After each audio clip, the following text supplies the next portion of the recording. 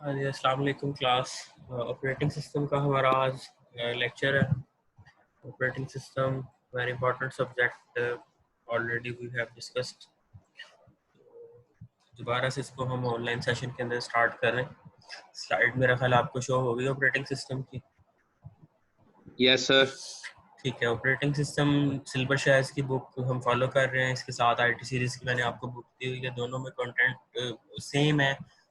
तो मैं कोशिश करूंगा कि दोनों को मिक्स करके हम पढ़ेंगे। जहाँ पे मुझे ज़रूरत पड़ी मैं स्लाइड की फॉर्म में कंटिन्यू करूंगा, और जहाँ ज़रूरत पड़ी है बुक की वहाँ पे बुक भी मैं आपको शो करवा दूंगा। तो फिलहाल मैंने सिल्वर शेयर्स की बुक का चैप्टर 1 जो है वो ओपन किया है, जस्ट फॉर द रिवीजन, ताकि थोड़ा सा प्रीवियस हम जो पढ़ चुके हैं काफ़ी देर हो गई है, उसको हम रिवाइज कर लेंगे। तो स्ट्रेट फॉरवर्ड मैं बुक की तरफ आता हूँ। कंटेंट अगर मैं आपको दिखा दूँ क्या क्या हमने पढ़ लिया, तो मैं दोबारा से उस बुक की तरफ कंटेंट पे आ जाता हूँ थोड़ा सा पहले। तो ये मेरा ख्याल है आपके सामने कंटेंट आ रहे हैं। फर्स्ट 2 और 3 चैप्टर्स मेरा ख्याल है ये हम पढ़ चुके हैं। आईटी सीरीज की बुक हमने फॉलो की थी। तो इंट्रोडक्शन का चैप्टर है ऑपरेटिंग सिस्टम, इसकी types, different type of functions of operating system, ये हमने सारी चीज़ें क्लास में कवर की थी फर्स्ट चैप्टर। सेकंड चैप्टर में प्रोसेस मैनेजमेंट मेरा ख्याल है हम इसको पढ़ चुके हैं। प्रोसेस मैनेजमेंट क्या होती है, प्रोसेसेस की टाइप्स कौन कौन सी है, स्केजलिंग। इसके बाद हमारे पास जो है वो है इंटर प्रोसेस कम्युनिकेशन, और थ्रेड्स तक का टॉपिक मेरा ख्याल हमने पढ़ लिया था। ऐसा ही है। जी सर। थ्रेड्स तक मेरा ख्याल है हमने कवर कर लिया था, शायद आपको याद होगा। तो अब मैं दोबारा क्योंकि ये थोड़ा सा रिवाइज में स्पीड से गो थ्रू करूँगा, चीज़ें हम ऑलरेडी पढ़ चुके हैं। तो मैं just for the purpose of revision ये चीज़ें एक आपके सामने से गो थ्रू कर रहा हूँ। ऑपरेटिंग सिस्टम की सिल्वर शेयर्स की स्लाइड है, काफ़ी लेंथी ये स्लाइड है। 58 स्लाइड्स है इसके अंदर, लेकिन इसके अंदर जो मटेरियल है as compared to IT series book काफ़ी अच्छा मटेरियल इसके अंदर एक्सप्लेन किया हुआ है। क्योंकि फॉरेन ऑथर की बुक है, मैंने पहले भी बताया कि फॉरेन ऑथर जो है वो काफ़ी इन डिटेल डिस्कशन करते हैं टॉपिक्स के अंदर, और आईटी सीरीज ने उसको कॉपी किया हुआ है। तो हम दोनों बुक्स को फॉलो कर रहे हैं। आईटी सीरीज सिंपल मीनिंग में है, टू द पॉइंट है, वो हम उसको भी अंडरस्टैंड कर सकते हैं। लेकिन इन डिटेल नॉलेज या कंसेप्ट ज़्यादा अगर आपने अच्छे क्लियर करने हैं, तो आपको ये फॉरेन ऑथर की बुक सिल्वर शेयर्स को फॉलो करनी चाहिए। आवाज़ें किसकी आ रही हैं? आवाज़ें बच्चे दरमियान में बोल रहे हैं। हाँ जी, ये मशहूर बुखारी। जी सर। मेरा ख्याल है आपकी तरफ से शोर आ रहा है, या एक इकबाल सर ऑलवेज, ये मैं कौन तो है? अकेला हूँ। इकबाल। इनको कहें बाकी अपना माइक बंद कर लें, बस आप पढ़ाई जाए ऐसे। हम अगर कोई मैसेज हो तो चैट में कर देंगे, ऐसे फिर डिस्टरबेंस होती है। नहीं, वैसे बोलता जी कोई नहीं है, सर। मैंने म्यूट नहीं किया, लेकिन आपको खुद भी पता ही है कि बोलना नहीं है दरमियान में, तो एक आधा बीच में कोई बोल पड़ता है, तो कोई इशू नहीं है। मैंने खुद से सबको अलाउ किया हुआ। आप क्वेश्चन दरमियान में पुट कर सकते हैं, लेकिन कोशिश करें कि वो एट द एंड जब मैं आपको क्वेश्चनिंग का कहूँ तो तब कर लेने। तो दरमियान में भी आप बोल सकते हैं, कोई इशू नहीं, लेकिन पॉजिटिव पार्टिसिपेट करें। जी तो सर। ये जी वाली सर। स्लाइड्स आप हमें शेयर कर देंगे बाद में। हाँ जी, ये भी स्लाइड आपकी मैं दे दूंगा आपको सिल्वर शेयर्स की, लेकिन ये थोड़ी सी कम्प्लेक्स है, मुश्किल भी है। तो अगर आप इसको पढ़ना चाहें, नो डाउट बड़ा अच्छा इसमें सारा लिखा हुआ है, ये भी मैं आपको दे देता हूँ। तो वो बुक भी मैंने आपको दिया हुआ है, वो आसान बुक है आईटी सीरीज की, उसने सारा मटेरियल इसी बुक से कॉपी किया है। लेकिन ये बुक जो है बड़ी इन डिटेल थारो बुक है, इसको भी आप लोग फॉलो करें। ठीक है, ऑपरेटिंग सिस्टम की ये स्लाइड्स हैं। नेक्स्ट मैं इसको मूव करता हूँ। Chapter 1 introduction. ये कौन है इकबाल ऑलवेज देयर? ये कौन है लेट? ये क्लास का बच्चा, ये इकबाल। नो सर, किसी क्लास में नहीं है कोई इकबाल, ये किसी ने शरारत से लिखा हुआ नाम है। पहले मैं इसको रिमूव पता नहीं सर। मैं रिमूव करूँ जो भी है। ठीक है, इकबाल ये मैंने रिमूव कर दिया।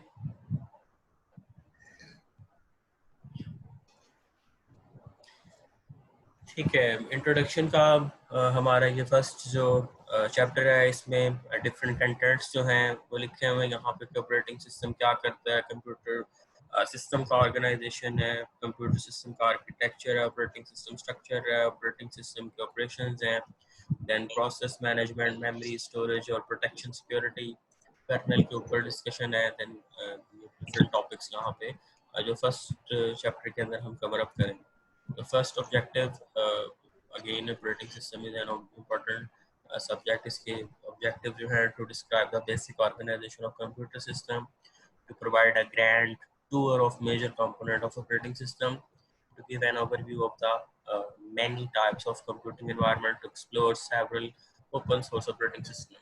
तो ये बुक के अंदर बड़ा अच्छा यहाँ पे इन्होंने सारी चीज़ें एक्सप्लेन की हुई हैं, आप इसको फॉलो करें। आपको लिखने के वे से ही पता लग रहा है कि ये थोड़ा सा डिफरेंट है, थोड़ा सा मुश्किल होता है इस बुक को फॉलो करना, लेकिन इसमें बड़ा अच्छा प्रोफेशनल लेवल के ऊपर डिस्कशन की हुई है। ठीक है, what is operating system? A program that acts an intermediator between the user and computer hardware.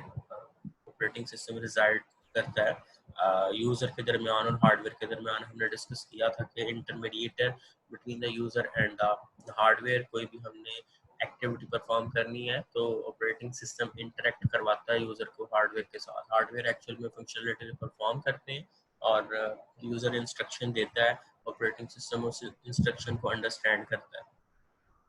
Operating system के गोल क्या होते हैं? Execute user programs and make solving user problem easier, make the computer system convenient to use the computer hardware in an efficient manner। तो ये simple operating system के objective.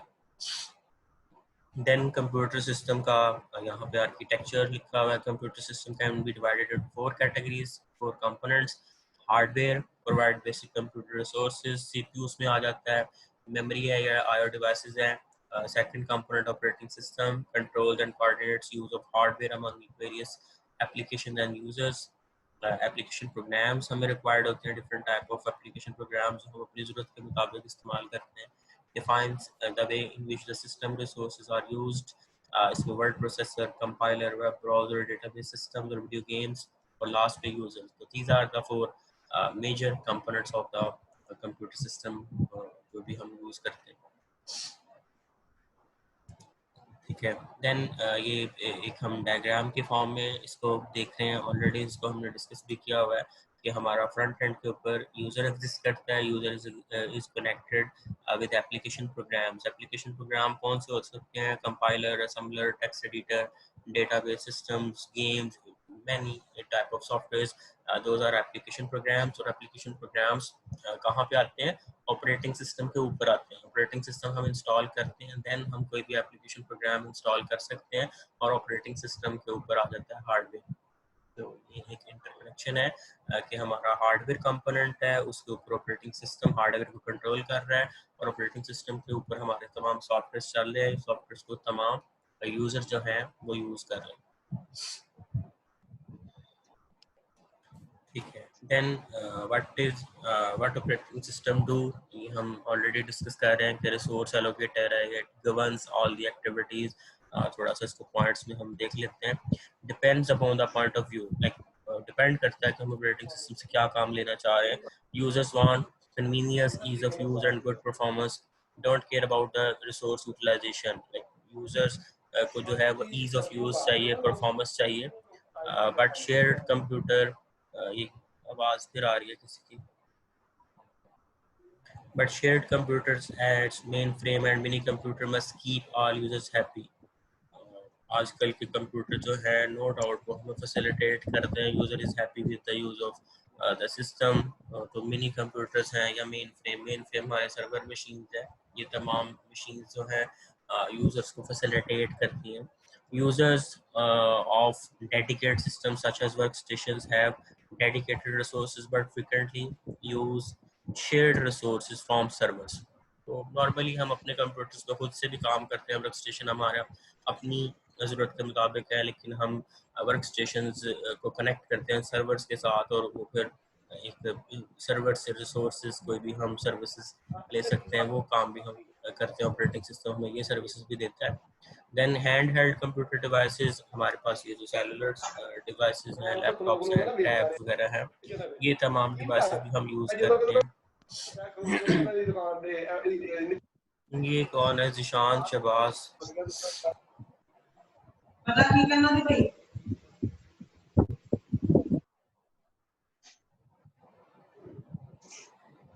ठीक है, तो some computers have little or no user interface such as embedded computer system in devices and automobiles.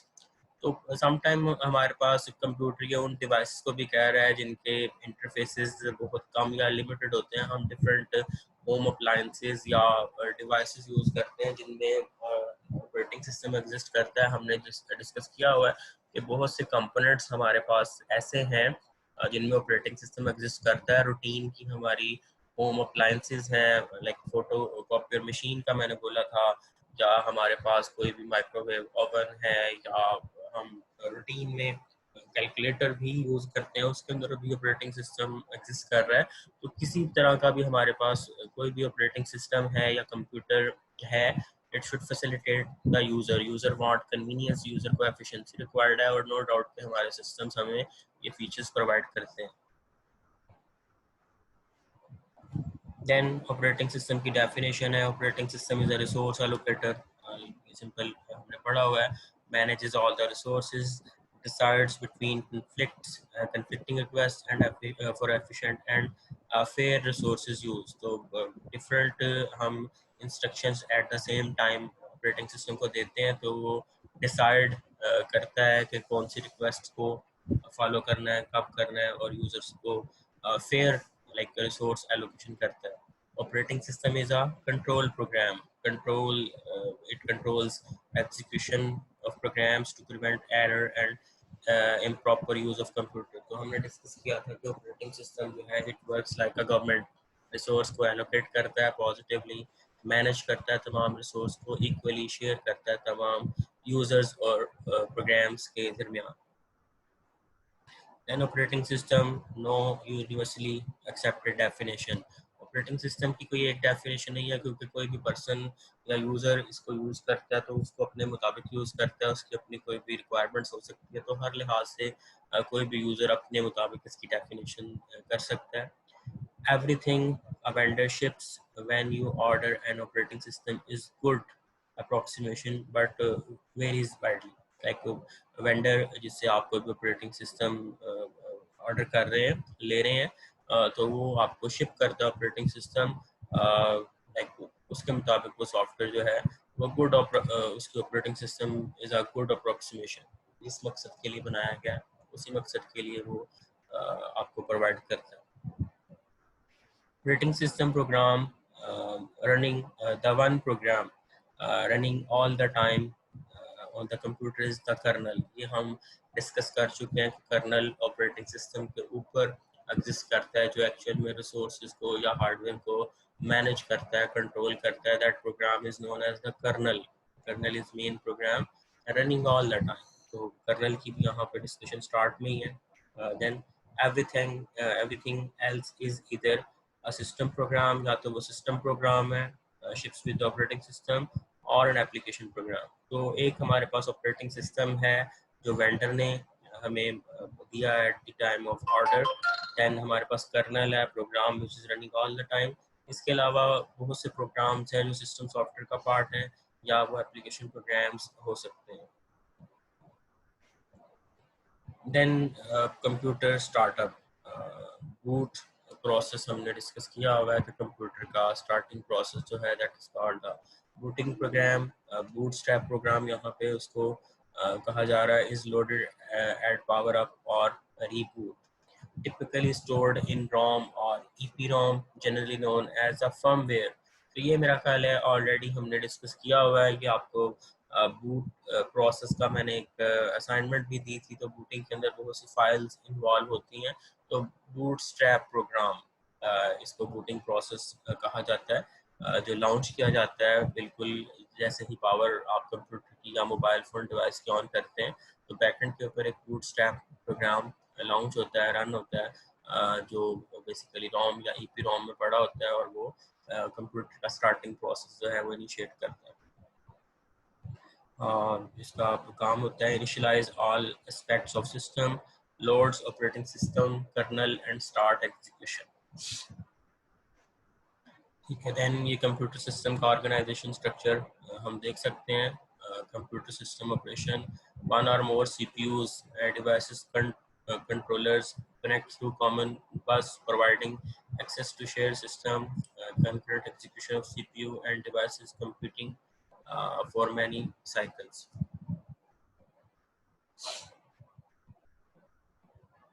तो ये हम देख सकते हैं कि कॉमन कम्युनिकेशन लाइन के साथ तमाम कंपोनेंट्स कंप्यूटर के CPU, disk controller, USB controller, graphics adopter और मेमोरी, ये तमाम चीज़ें आपस में कनेक्टेड हैं कॉमन कम्युनिकेशन लाइन के साथ। डिस्क कंट्रोलर जो है वो डिस्क को कंट्रोल करता है। USB कंट्रोलर के साथ आपने पेरिफेरल डिवाइसेस अपनी जो अटैच की हैं लाइक माउस, कीबोर्ड, प्रिंटर, ये कंट्रोल की जाती है। और ग्राफिकल अडॉप्टर के साथ आपका मॉनिटर, LCD, LED कोई भी है। और फाइनली तमाम चीज़ें जब एग्जीक्यूट करती हैं तो उनकी रिलेटेड डेटा जो है वो पहले मेमोरी में स्टोर किया जाता है और मेमोरी से आपका CPU जो है उन चीज़ों को एग्जीक्यूट करता है। तो ये हमारा एक कॉमन जो आर्किटेक्चर है कंप्यूटर का हमने डिस्कस किया हुआ है। देन ये कंप्यूटर सिस्टम का ऑपरेशन, ये पीछे वाली स्लाइड जो है इसी के बारे में ये लिखा हुआ है। IO devices and CPU can execute concurrently. तमाम IO devices, input output device और CPU at the same time काम करते हैं। Each device controller is in charge of a particular device type. Each device controller has a local buffer जिसमें वो अपना current data store करता है और किस किस कंपोनेंट के साथ वो कनेक्टेड है उसकी इंफॉर्मेशन है। CPU के साथ कनेक्शन है उसकी इंफॉर्मेशन है। लोकल बफर मेमोरी को कहते हैं। CPU moves data from or to main memory and to or from local buffer. तो बेसिकली CPU जो डेटा है वो मेन मेमोरी में स्टोर करवाता है और किसी भी डिवाइस के बफर से डेटा पिक करके मेन मेमोरी में ले जाया जाता है और मेन मेमोरी से अगेन CPU किसी भी IO डिवाइस के बफर में वो डेटा स्टोर करता है। Then device controller informs CPU that it has finished its operation by causing an interrupt. तो जैसे ही कोई डिवाइस अपना एक्टिविटी परफॉर्म कर चुकी होती है तो डिवाइस कंट्रोलर मैसेज देता है CPU को कि I have finished with my job. तो ये एक आपको CPU को सिग्नल मिलता है। तो उसको हम इंटरप्ट कहते हैं। इंटरप्ट ऑलरेडी हमने डिस्कस किया था, change of flow of data, इसकी डेफिनेशन भी नेक्स्ट भी टॉपिक आएगा इंटरप्ट का। तो बेसिक इसकी डेफिनेशन है, interrupt is change of flow of data. ठीक है, यार ये 1000 रिटर्न है। बच्चे दरमियान में भी बोलते हैं। ठीक है, कॉमन फंक्शंस ऑफ इंटरप्ट क्या है? Interrupt transfer control to the interrupt service routine. ये हमने बड़े डिटेल में चीज़ें पढ़ी हुई थी। इंटरप्ट रूटीन क्या होता है, इंटरप्ट वेक्टर क्या होता है। तो interrupt transfers control to interrupt service routine, ये इंटरनल कंप्यूटर का आर्किटेक्चर है। Interrupt service routine generally through the interrupt vector. अब इंटरप्ट वेक्टर ये तमाम लॉजिकल लाइक आपका एक एल्गोरिथम बना होता है कि इंटरप्ट वेक्टर जो है वो इंटरप्ट रूटीन के थ्रू इंटरप्ट ट्रांसफर करता है। Interrupt transfer controls to the interrupt service routine generally through the interrupt vector which contains the addresses of all services routine. तो जिस चीज़ के साथ आपका ऑपरेटिंग सिस्टम इंटरकनेक्ट करना चाहता है तो इंटरप्ट सर्विस रूटीन को पता होता है। तो इंटरप्ट वेक्टर जो है वो एड्रेसेस के थ्रू CPU को गाइड करता है कि उसने कौन कौन सी एक्टिविटीज़ को परफॉर्म करना है। Interrupt architecture must save the addresses of the interrupt instructions. तो क्योंकि एक चीज़ हमारी बहुत से प्रोग्राम्स मिल के परफॉर्म करते हैं, एक एक्शन को परफॉर्म करने के लिए बहुत सी एक्टिविटीज़ को परफॉर्म करना पड़ता है। तो interrupt architecture must save the addresses. एक काम को करने का जो वे आउट है, एड्रेस है कि डेटा आपका कहाँ कहाँ पे मूव करेगा, किस किस वे में जाएगा, it must store all the addresses. A trap or exception is software generated interrupt caused either by an error or a user request. तो ट्रैप हम कहते हैं सॉफ्टवेयर जनरेटेड इंटरप्ट, तो यूजर कोई भी क्रिएट कर सकता है, लाइक हम एक क्लिक करते हैं दैट इज एन इंटरप्ट, कोई एरर हमें मिलता है किसी भी प्रोग्राम से that is also software generated interrupt.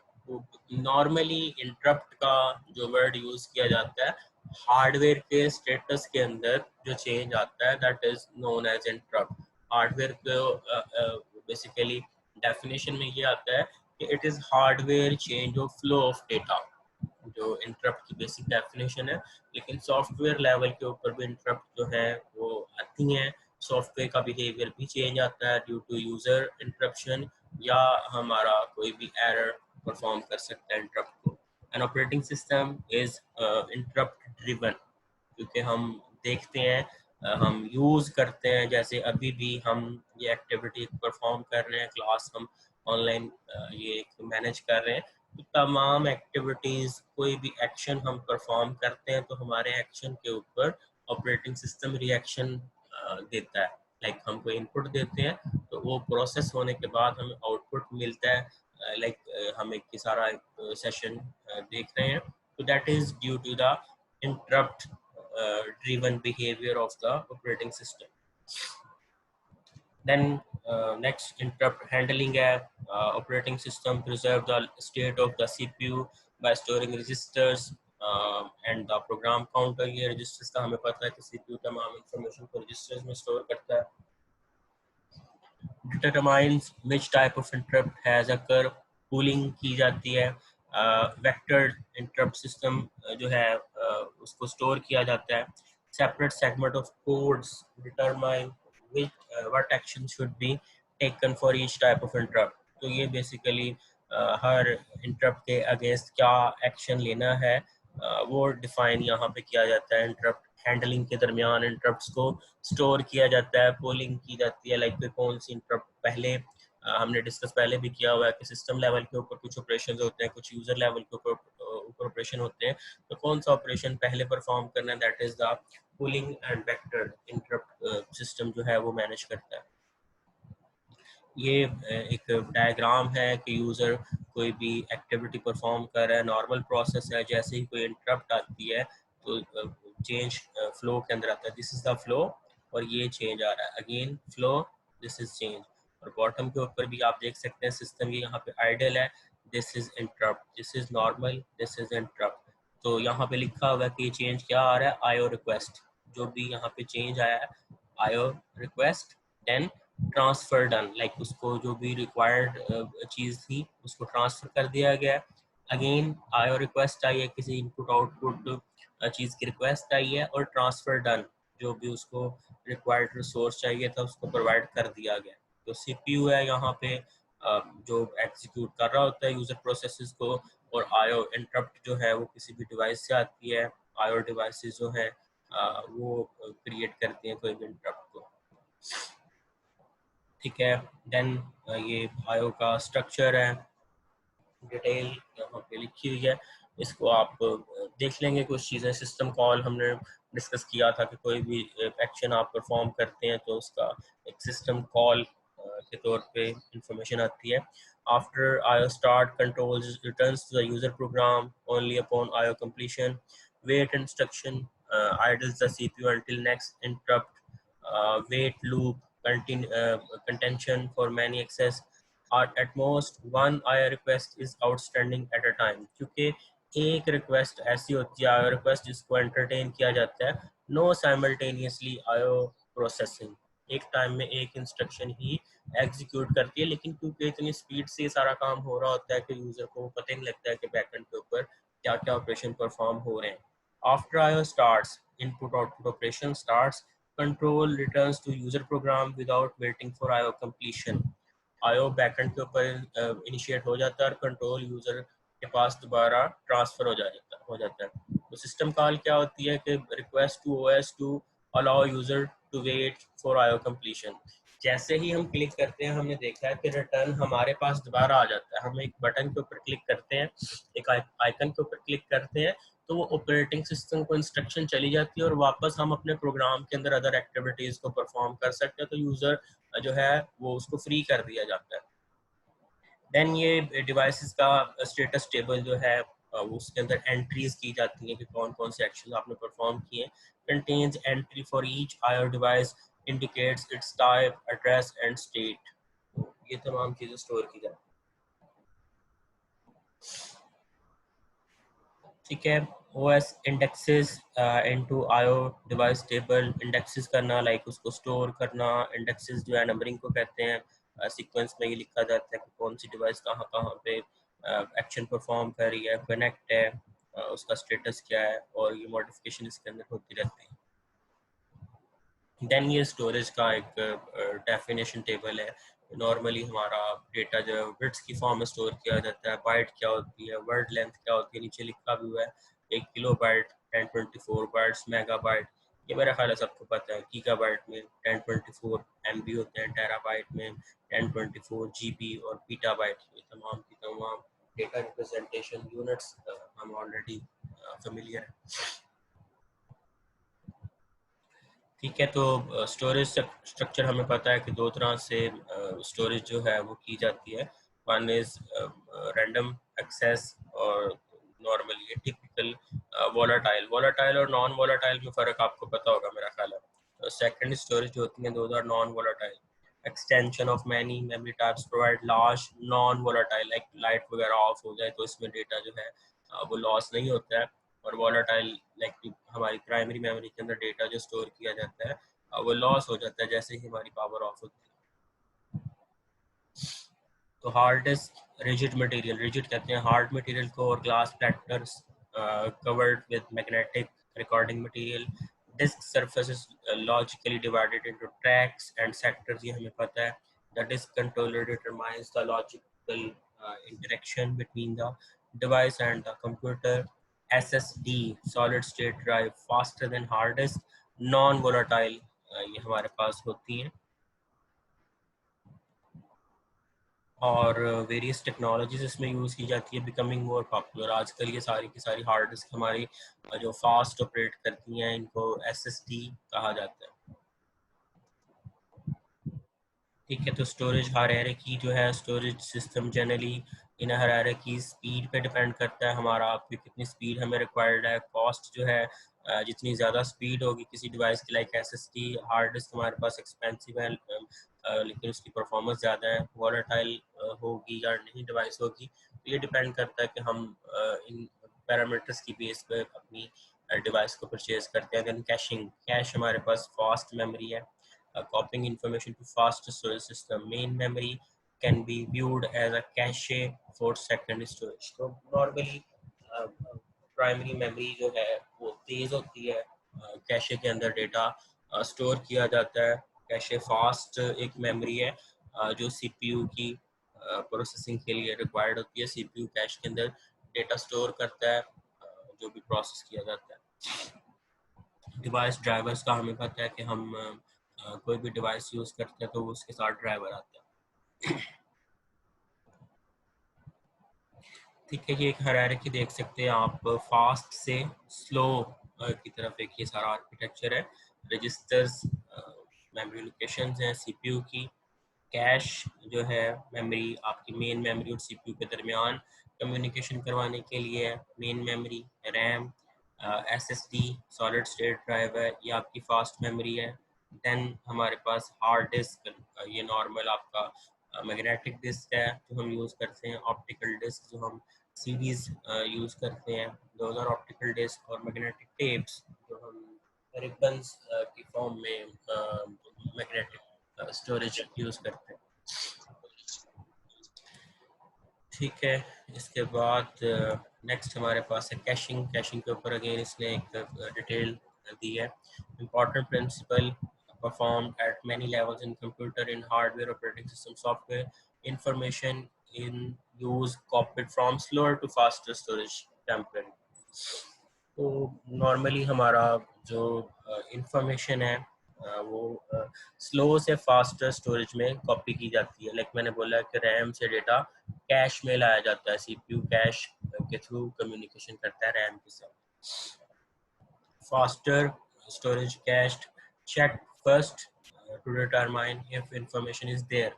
If it is information used directly from cache, if not data copied to cache and used there. तो नॉर्मली कैश के अंदर डेटा, करंट डेटा जो है वो प्रोसेस करने के लिए आपका सीपीयू इंफॉर्मेशन को यूज करता है।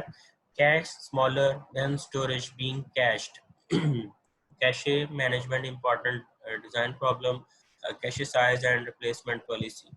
तो नॉर्मली कैशे क्योंकि कम्प्लेक्स मेमोरी है, इसके अंदर भी इश्यूज आ जाते हैं। कैशे मैनेजमेंट इंपॉर्टेंट होती है, इसमें डिज़ाइन प्रॉब्लम जो है वो काफ़ी ज़्यादा है क्योंकि इसको मैनेज करना मुश्किल है। कैशे साइज जो है वो कम होता है, इसको रिप्लेस करना भी मुश्किल है। तो नॉर्मली एक फिक्स अमाउंट ऑफ हमारे पास मेमोरी है जो स्टोर की जाती है। तो ये नेक्स्ट हमारे पास टॉपिक है how a modern computer works. तो ये सिंपल आर्किटेक्चर है हमारा कंप्यूटर का थ्रेड्स की फॉर्म में। हमने थ्रेड का भी टॉपिक डिस्कस किया हुआ है पहले। Basic element of CPU execution, हमारे पास बहुत से प्रोसेसेस जो एग्जीक्यूट करते हैं। Smallest unit of CPU utilisation उसको हम कहते हैं थ्रेड। थ्रेड जो है यहाँ पे देखिए आप कैश में आ रहे हैं, ये सीपीयू के अंदर तमाम एक्टिविटी परफॉर्म हो रही है। सीपीयू के अंदर कोई भी इंस्ट्रक्शन आती है उसको कैश में स्टोर किया जाता है। कैश जो है उससे डेटा आपकी ये मेमोरी है, रैम में आ रहा है। रैम से इंस्ट्रक्शन डेटा की मूवमेंट ये दोनों साइड पे सीपीयू से रैम में आ रहा है और रैम से सीपीयू में आ रहा है। तो दरमियान में सीपीयू और मेमोरी के दरमियान कैश है, ये आप देख सकते हैं। Cache reside in between main memory and CPU. तो डेटा कैश में से रैम में जा रहा है, रैम से वापस आ रहा है, इंस्ट्रक्शन जो है वो एग्जीक्यूट की जा रही हैं। तो ये तमाम डेटा जो है सीपीयू के साथ लिंक्ड है, किसी भी आईओ डिवाइस आईओ रिक्वेस्ट के साथ डेटा सीपीयू में आ रहा है। इंटरप्ट सीपीयू लिसन कर रही है जो डिवाइस हमारी कोई भी यहाँ पे एग्जिस्ट कर रही है। तो दिस इज कंप्यूटर आर्किटेक्चर के हमारा डेटा जो है इंटरप्ट की फॉर्म में सीपीयू के पास जा रहा है, सीपीयू प्रोसेस करवा रहा है, उसको स्टोर करवा रहा है और डिवाइसेस के दरमियान कम्युनिकेशन हमारी ये हो रही है। तो it is the normal behaviour of a computer nowadays. तो मेरा ख्याल है ये 40 मिनट होने लगे हैं, ये मैक्सिमम लेंथ है जो हम एक सेशन की ले सकते हैं। तो नेक्स्ट सेशन हम स्टार्ट करते हैं 2 बजे। हाँ जी, क्लास अवेलेबल है 2 बजे आप? No sir. सर हाँ जी सीआर। No sir. चले ये नेक्स्ट फिर मैम, नो सर। अभी नमाज का टाइम भी हो रहा है और हमारा ये सेशन कंप्लीट हो गया और 40 मिनट से ज़्यादा इसमें स्टोर नहीं होता है, हमारी मीटिंग जो कैंसिल खुद ही हो जाएगी। तो thank you so much. Next time इसका हम दोबारा सेशन रखते हैं और क्वेश्चनिंग फिर जब ये चैप्टर कंप्लीट होगा तब आप कोई क्वेश्चन पूछ सकते हैं। ठीक है जी, थैंक यू सो मच। अल्लाह हाफिज़। अल्लाह हाफिज़। अल्लाह हाफिज़।